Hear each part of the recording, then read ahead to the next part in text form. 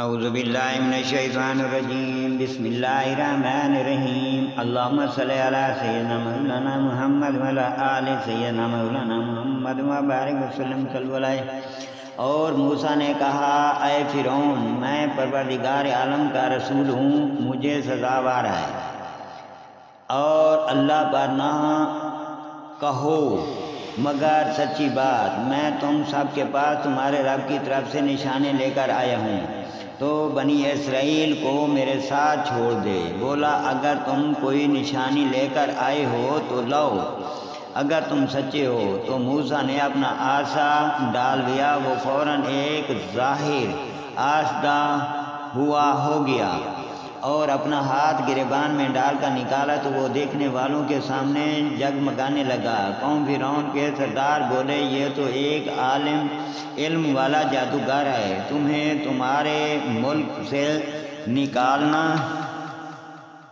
چاہتا ہے، تو تمہارا کیا مشورہ ہے؟ بولے، انہیں اور ان کے بھائی کو ٹھہرا اور شہروں میں لوگ جمع کرنے والے بھیجے کہ ہر علم والے جادوگر کو تیرے پاس لے آئیں۔ اور جادوگر فرعون کے پاس آئے، بولے، کچھ ہمیں انعام ملے گا اگر ہم غالب آئیں؟ بولے، ہاں، اور اس وقت تم مقرب ہو جاؤ گے۔ بولے، اے موسیٰ، یا تو آپ ڈالیں یا ہم ڈالنے والے ہوں۔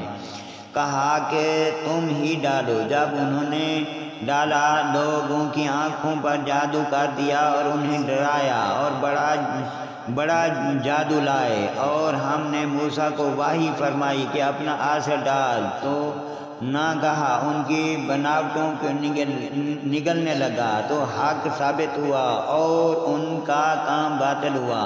تو یہاں وہ مغلوب پڑے اور ذلیل ہو کر پلٹے، اور جادوگر سجدے میں گرا دیے گئے۔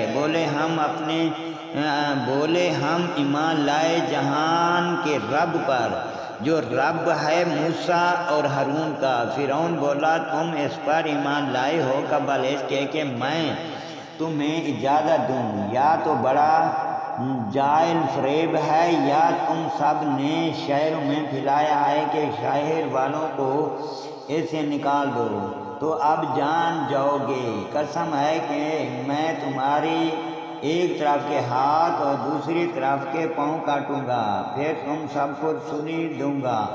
بولے، ہم اپنے رب کی طرف پھرنے والے نہیں، اور تجھے ہمارا کیا برا لگا؟ یہی نہ کہ ہم اپنے رب کی نشانیوں پر ایمان لائے جب وہ ہمارے پاس آئے ہیں۔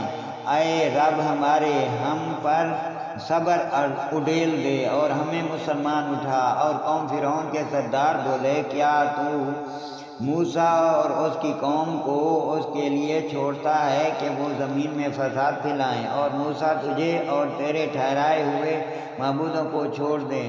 بولا، اب ہم ان کے بیٹوں کو قتل کریں گے اور ان کی بیٹیاں زندہ رکھیں گے، اور ہم بے شک ان پر غالب آئیں۔ موسیٰ نے اپنی قوم سے فرمایا، اللہ کی مدد چاہو اور صبر کرو، بے شک زمین کا مالک اللہ ہے، اپنے بندوں میں جسے چاہے وارث بنائے، اور آخرکار میدان پرہیزگاروں کے ہاتھ ہے۔ بولے، ہم ستائے گئے آگ کے آنے سے پہلے اور آپ کے تشریف لانے کے بعد۔